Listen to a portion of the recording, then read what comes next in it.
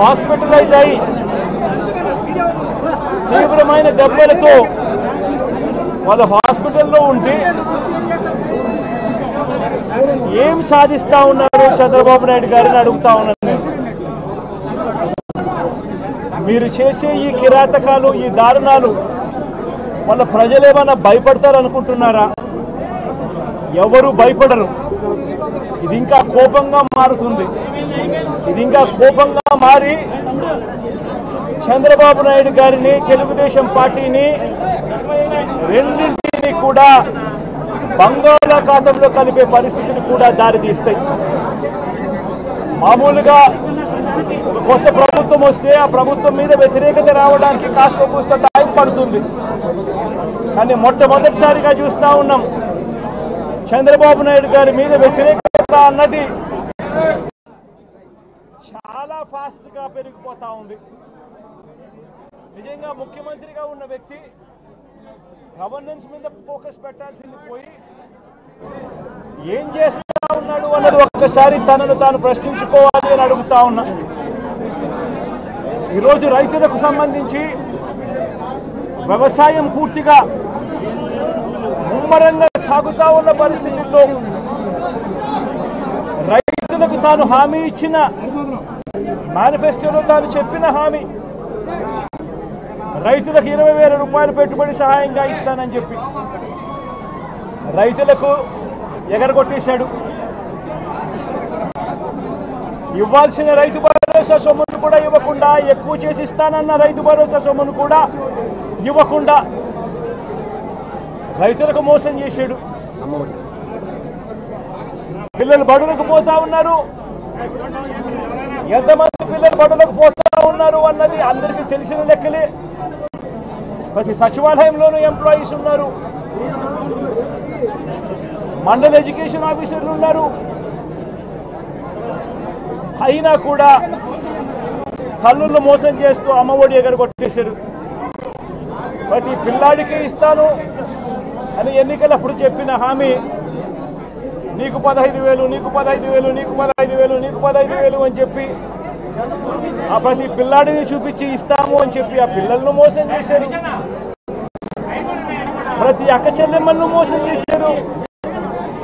తల్లులకు అమ్మఒడి ఇస్తామని దగ్గర నుంచి మొదలెడితే ప్రతి తల్లికి 18 సంవత్సరాలు నిండిన ప్రతి అమ్మాయికి, ప్రతి అక్కకు, ప్రతి చెల్లెమ్మకు నెలకు 1,500 రూపాయలు ఇస్తామని చెప్పి వాళ్ళను మోసం చేశారు. ఈరోజు ఫీజు రీయింబర్స్మెంట్ తీసుకుంటా ఉన్న పిల్లలు జనవరి, ఫిబ్రవరి, మార్చ్ క్వార్టర్ ఫీజులు రాలా. ఏప్రిల్, మే, జూన్ ఫీజులు, రెండో క్వార్టర్ కూడా ఫీజులు రాలా. పిల్లలు చదువుకునేదానికి కూడా ఇబ్బంది పడే పరిస్థితిలోకి, ఫీజులు కట్టలేని పరిస్థితిలోకి కాలేజీ యాజమాన్యాలు ఫీజులు అడుగుతా ఉన్న పరిస్థితిని ఈరోజు చూస్తూ ఉన్నాం. పిల్లలకు వసతి దీవెన ఎగరగొట్టేశారు. అక్క చెల్లెమ్మలకు 0 వడ్డీ కూడా రావాల్సిన 0 వడ్డీ కూడా మామూలుగా ఏప్రిల్లో రావాల్సింది, అది ఎగరగొట్టేశారు. ఇవన్నీ కూడా వైఎస్ఆర్ కాంగ్రెస్ పార్టీ ఉన్నప్పుడు, జగన్ ముఖ్యమంత్రిగా ఉన్నప్పుడు క్రమం తప్పకుండా క్యాలెండర్ ఇచ్చి ప్రతి ఒక్కరిని కూడా ఆదుకుంటూ వస్తూ ఉన్న పరిస్థితి. అమ్మఒడి అయితేనేమి, రైతు భరోసా అయితేనేమి, విద్యా దీవెన అయితేనేమి, వసతి దీవెన అయితేనేమి, 0 వడ్డీ అయితేనేమి, మత్స్యకార భరోసా అయితేనేమి, ఇవన్నీ కూడా ప్రజలు మాకెందుకు ఇంకా ఇవ్వలేదు అని చెప్పి ప్రజలు అడుగుతూ ఉన్నారు. వారి గురించి పట్టించుకోకుండా, వారికి చేయాల్సిన మంచి గురించి పట్టించుకోకుండా, స్కూళ్ళను నిర్వీర్యం చేస్తూ, చదువులను నిర్వీర్యం చేస్తూ, హాస్పిటల్లను నిర్వీర్యం చేస్తూ, చివరికి ఏ ఒక్కరూ కూడా మిమ్మల్ని ప్రశ్నించకూడదు అని, ఏ ఒక్కరూ కూడా రోడ్లు ఎక్కకూడదు అని ఈ మాదిరిగా భయాందోళనను క్రియేట్ చేయాలనే ఉద్దేశంతో గ్రామ స్థాయి నుంచి మొదలెడితే ప్రతి ఒక్కరికి కూడా మీ కక్షలు, మీ కార్పణ్యాలు మీరు తీర్చుకోండి అని చెప్పి గ్రీన్ సిగ్నల్ ఇస్తూ గ్రామ స్థాయి నుంచి ఈ భయానక వాతావరణాన్ని క్రియేట్ చేస్తూ ఉన్నారు. ఆలోచన చేసుకోమని అడుగుతా ఉన్నా. మళ్ళీ చెప్తా ఉన్నా చంద్రబాబు నాయుడు గారికి, మీరు చేస్తూ ఉన్నది తప్పుడు సాంప్రదాయం. ఇది కనుక కొనసాగింది అని అంటే రేపు పొద్దున ఏం జరుగుతుంది అని అంటే ఈరోజు మీ ప్రభుత్వం ఉంది, చాలా వేగంగా మీ ప్రభుత్వం కూడా తుడిచిపెట్టుకొని పోతుంది. ఆ తర్వాత మళ్ళీ మా ప్రభుత్వం వస్తుంది. ఆ తప్పుడు మా ప్రభుత్వం వచ్చినప్పుడు కార్యకర్తలు నేను వద్దు వద్దు అని చెప్పినా కూడా వినకుండా ఆ కార్యకర్తలు చంద్రబాబు నాయుడు గారి తెలుగుదేశం పార్టీ వాళ్ళందరికీ కూడా బుద్ధి చెప్పే పరిస్థితి కూడా చంద్రబాబు నాయుడు గారు బీజం వేస్తూ ఉన్నారు. ఈరోజు దయచేసి చంద్రబాబు నాయుడు గారికి చెప్తా ఉన్నా, ఈ తప్పుడు సాంప్రదాయాలను ఇంతటితో ఆపండి. ఈ తప్పుడు సాంప్రదాయాలు పెద్దయ్యాయి, వృక్షాలైనాయి అనంటే ఆ తర్వాత ఆపడం ఎవరి చేత కాకుండా పోతుంది. ఇప్పటికే లా అండ్ ఆర్డర్ అనేది గాడి తప్పింది. ఇప్పటికే ఏం జరుగుతూ ఉంది అన్నది మీకే తెలియకుండా కూడా జరిగేంత దారుణమైన పరిస్థితిలోకి ఈరోజు లా అండ్ ఆర్డర్ పోతా ఉంది. ఒక వైఎస్ఆర్సీపీ కార్యకర్తలే కాదు, వైఎస్ఆర్సీపీని అభిమానించే వాళ్ళే కాదు, చివరికి మహిళల మీద కూడా అగత్యాలు పెరిగిపోయినాయి, చిన్నపిల్లల మీద కూడా అగత్యాలు పెరిగిపోయినాయి. ఇష్టం వచ్చినట్టుగా రౌడీజం పెరిగిపోయింది. ఇష్టం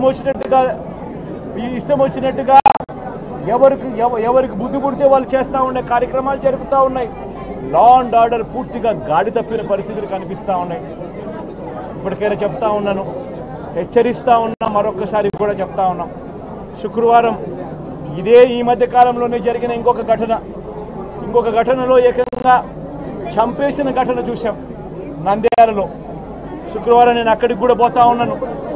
ఆ ఘటనను కూడా ఒకసారి రాష్ట్రం దృష్టికి, దేశం దృష్టికి కూడా తీసుకొని పోయే ప్రయత్నంలో భాగంగా అక్కడికి కూడా వెళ్ళి జరిగిన అగాత్యం, జరిగిన అన్యాయం అక్కడ కూడా హైలైట్ చేసే కార్యక్రమం కూడా చేస్తాం.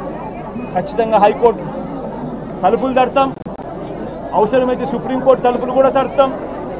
ఇప్పటికే ప్రధాన రాజకీయ పక్షాలన్నింటికీ కూడా రాష్ట్రంలో జరుగుతూ ఉన్న అన్యాయాల గురించి వివరించడం జరిగింది. ఇక హైకోర్టు, సుప్రీంకోర్టు గడపలు కూడా గట్టిగా వాళ్ళ తలుపులు కూడా కొట్టే కార్యక్రమాన్ని గట్టిగా చేస్తాం. రాష్ట్రంలో జరుగుతూ ఉన్న ఈ అన్యాయాలు, ఈ ఆక్రందనల మీద ఎందుకు ప్రెసిడెంట్ రూల్ విధించకూడదు అని చెప్పి కూడా గట్టిగా వాళ్ళని అడిగే కార్యక్రమం కూడా చేస్తాం. గవర్నర్ గారిని కూడా ఈ విషయంలో కలగజేసుకోవాల్సిన అవసరం ఉంది అని చెప్పి కూడా గవర్నర్ గారిని కూడా ఈ సందర్భంగా విన్నపిస్తూ ఉన్నాం. ఇవన్నీ కనీసం మీరన్నా సుప్రీంకోర్టు జడ్జిగా పనిచేశారు, కనీసం మీ సమక్షంలో మీరు ఉండగానే ఇవన్నీ ఈ రాష్ట్రంలో జరుగుతూ ఉన్నాయి. దయచేసి మీరు కూడా కాస్తో కూస్తో చూసేసి ఉన్నట్టుగా పోకుండా మీరు గట్టిగా ఇన్వాల్వ్ కమ్మని చెప్పి గవర్నర్ గారిని కూడా ఈ సందర్భంగా